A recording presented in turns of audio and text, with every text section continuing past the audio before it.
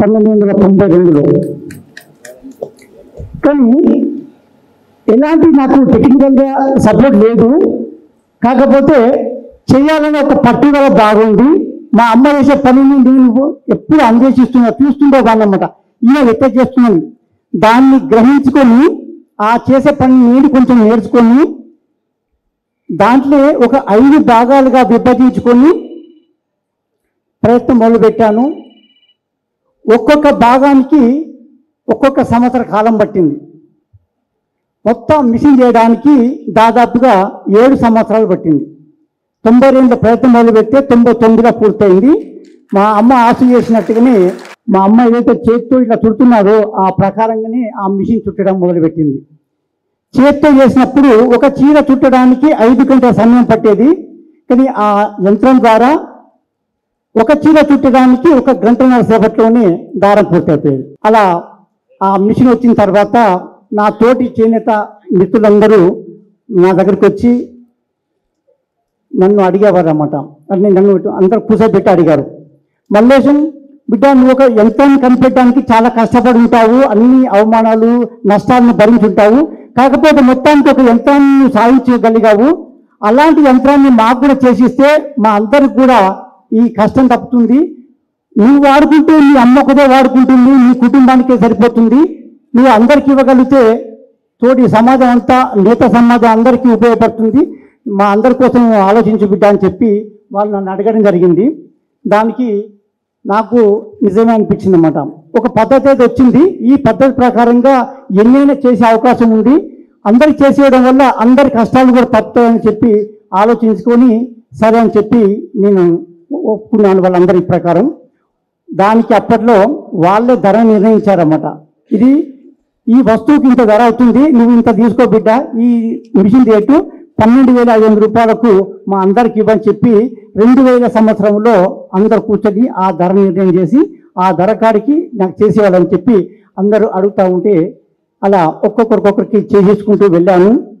దాదాపుగా ఇప్పటి వరకు 2200 ఆసు యంత్రాలు మా చేనేత ఇండస్ట్రీ నడిచి వారందరి కష్టాలు తప్పి ఉత్పత్తి పెరిగి నేను ఈ మధ్యన ఒకసారి పోచంపల్లికి అక్కడ చుట్టుపక్కల అన్ని గ్రామాలకు వెళ్ళి ఒక సర్వే చేశాను అన్నమాట. నా మిషన్ తీసుకున్న తర్వాత ఎట్లా ఉంది, తీసుకోక ముందు ఎట్లా ఉంది అని చెప్పి వాళ్ళు అడిగాను.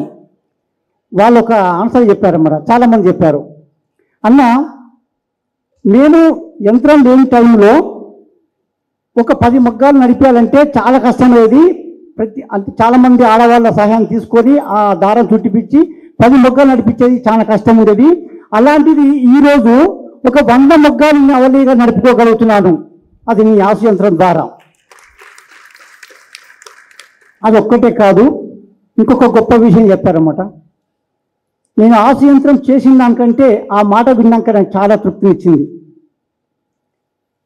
అన్న, మా చేనేత కమిటీలో ఇప్పటి వరకు కోటీశ్వరైన వాళ్ళు ఏ పద్మశాలి బిడ్డ కూడా లేరు. అలాంటిది నీ యంత్రం తీసుకొని నేను 10 ఏళ్ళు అవుతుంది, ఈరోజు నిజంగా నేను కోటీశ్వరునైనా అన్న నీ ఆసు యంత్రం ద్వారా అని చెప్పి.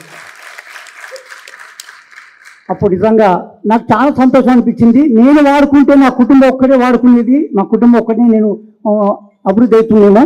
కానీ ఈరోజు మా చేనేత కమిటీలో చాలామంది అభివృద్ధి అయ్యారు. వారికి తగ్గట్టుగా మార్కెట్ అనుకూలించింది. అన్ని రకాలుగా ఈ ఇన్పుట్ ఇవ్వడానికి ఎక్కడైతే సమస్య ఉందో ఆ సమస్య తీర్చగలిగింది నా యంత్రము. అది నా ద్వారా జరిగినందుకు, నేను ఆ కమిటీలో పుట్టినందుకు నేను చాలా గర్వపడుతున్నాను. వారి అందరి ఆశీస్సులతోటి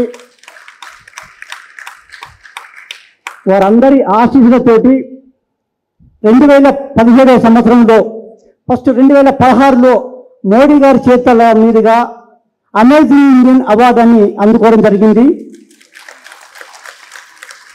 ఆ అవార్డు ఇచ్చేటప్పుడు ఆసు యంత్రం గురించి, మా అమ్మ కష్టం గురించి అక్కడ ప్రస్తావించి చెప్పినప్పుడు ఆయన దాన్ని మనసులో పెట్టుకొని ఎలాంటి అప్లికేషన్ లేకుండా 2017లో పద్మశ్రీ అవార్డుని నాకు ప్రకటించారు.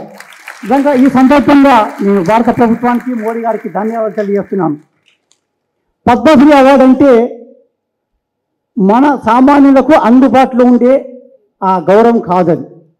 కానీ మోడీ గారు వచ్చిన తర్వాత నిజమైన సమాజ సేవకులకు, వారి ద్వారా సమాజానికి ఎవరికైతే లాభం జరుగుతుందో వాళ్ళందరినీ గుర్తించి ఈరోజు ఇస్తున్నారంటే నిజంగా ఆయన ఒక గొప్ప మలుపది. అంతకుముందు మాత్రం స్టేట్ గవర్నమెంట్ వెళ్ళి అప్లికేషన్ చేసుకొని ఒక 3 ఎంపీలతోటి 3 ఎమ్మెల్యేలతోటి రికమెండ్ చేసి పంపిస్తే తప్ప పద్మశ్రీ అవార్డుకు అప్లికేషన్ పోయేది కాదు. కానీ ఈరోజు అది తీసేశారు మొత్తం. ఇప్పుడు సెప్టెంబర్లో ఉంటుంది, అంతా ఆన్లైన్లో పెట్టారు. ఎవరైతే మీ అలాంటి ప్రతిభావంతులు ఉన్నారో అందరూ నేరుగా మీరు దరఖాస్తు చేసుకోండి, మేము దాన్ని పరిశీలించి మీకు అవార్డు ప్రకటిస్తామని చెప్తే ఈరోజు డైరెక్ట్గా పోయే అవకాశం కలిగింది. అది మంచి ఒక సదుపాయం ఏర్పాటు చేశారు. ఎలాంటి ప్రభుత్వాలు కానీ ఎమ్మెల్యేతో ఎవరికి లేకుండా నేరుగా మీ ప్రతిభ ఉంటే మాకు డైరెక్ట్గా తెలియజేయండి, మేము ఆ గౌరవాన్ని మీకు ఇస్తామని ప్రకటించి ఎంతోమంది ఈరోజు మనం పొందుతున్న వాళ్ళని చూస్తున్నాము. నిజమైన వారికి అర్హులైన వారికి దక్కుతుందని భావిస్తున్నాను. ఒక మంచిగా మార్పు చేశారని చెప్పి చెప్తున్నాను. ఇంకొక విషయం ఏంటంటే అంటే ఇప్పుడు చాలామంది ఈ సబ్జెక్టు కూడా అదే, మన చదువుకున్న తర్వాత అందరూ ఉద్యోగాలని చెప్పి ఉద్యోగాలు పెట్టారు. సరే, ఇంతకుముందు ఉన్న వాళ్ళందరూ తోటి పిల్లలు అందరూ అట్లా వెళ్తున్నారు, మనం అట్లా వెళ్ళాలని చెప్పి కోరుకుంటారు. మన పేరెంట్స్ అలానే కోరుకుంటారు. అలానే అతనికి అబ్బాయి ఇట్లా ఉద్యోగం చేస్తున్నాడు, వానికి ఇంత సాలరీ వస్తుంది, నాకు ఇంత సాలరీ కావాలి, నా కొడుకు ఇంతకన్నా ఇంకా ఎక్కువ సంపాదించుకోవాలని చెప్పి ఎవరి ఆశలు వాళ్ళకు ఉంటాయి, ఎవరి కోరికలు వాళ్ళకు ఉంటాయి.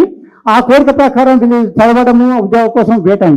కానీ ఉద్యోగాల కంటే ముఖ్యంగా ఒక ఎంటర్‌ప్రెన్యూర్‌గా ఎదిగితే మాత్రం ఆ సంతోషం వేరు. నిజంగా అందులో నేను బాగా అనుభవిస్తున్నాను. నేను నిజంగా ఒక మొగ్గను వేసుకుని నేను ఈరోజు ఒక 6 మంది నా కింద పనిచేస్తూ నేను నా ఉత్పత్తిని మ్యానుఫ్యాక్చరింగ్ చేస్తూ నడిపించగలుగుతున్నాను. కాకపోతే దీంట్లో ఒకటి రాణించాలంటే ఫస్ట్ కొంచెం ఓపిక బాగుండాలి.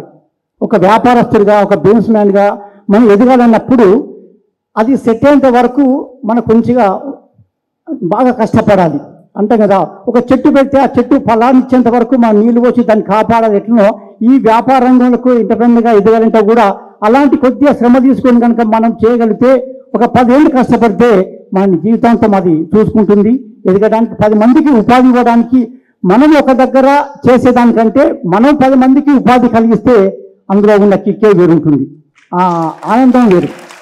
మన కింద 10 మంది పనిచేస్తారంటే నిజంగా ఆ సాలరీస్ జీతాలు ఇచ్చినప్పుడు అప్పుడు అనిపిస్తుంది, చాలా గర్వంగా అనిపిస్తుంది అన్నమాట. నాతోటి ఒక 10 కుటుంబాలు బతుకుతున్నాయంటే ఆనందం. అలా ప్రతి ఒక్కరూ ఆలోచించాలి. నేను ఒకరి కింద ఎందుకు చేయాలి అని అనుకుంటే ఖచ్చితంగా ఈ రూట్లోకి వచ్చి మీ అందరూ ప్రయత్నం చేస్తే సక్సెస్ అవుతారు. ఎవరికైనా ఏ సక్సెస్ అయినా ఏదైనా కష్టపడకుండా ఉత్తనే మనం కోరుకున్నంత మాత్రాన రాదు, అది వచ్చినా నిలబదు.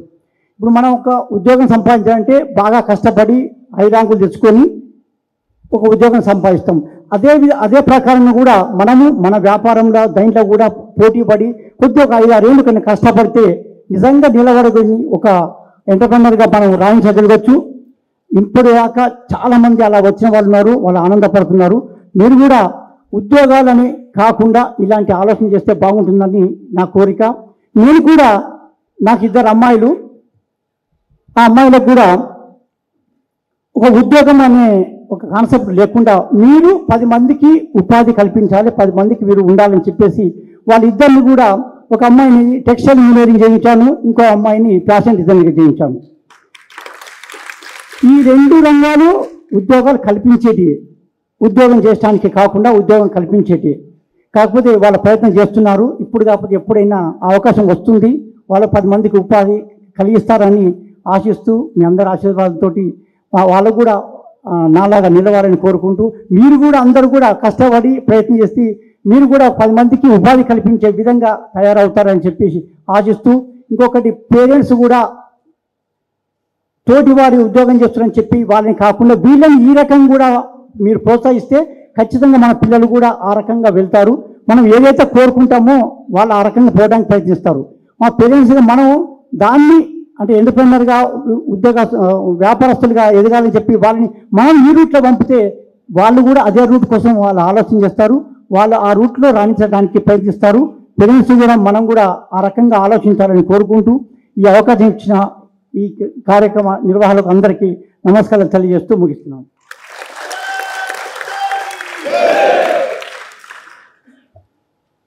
ఒక కుటుంబం కోసం కాకుండా చేనేత కుటుంబాలన్నింటికీ చేయూతనిస్తూ 2200 ఆశ యంత్రాలను నడుపుతూ మనందరినీ ఎంటర్‌ప్రెన్యూర్‌గా ముందుకెళ్లాలని వారిచ్చిన సూచనలు నిజంగా అభినందనీయం.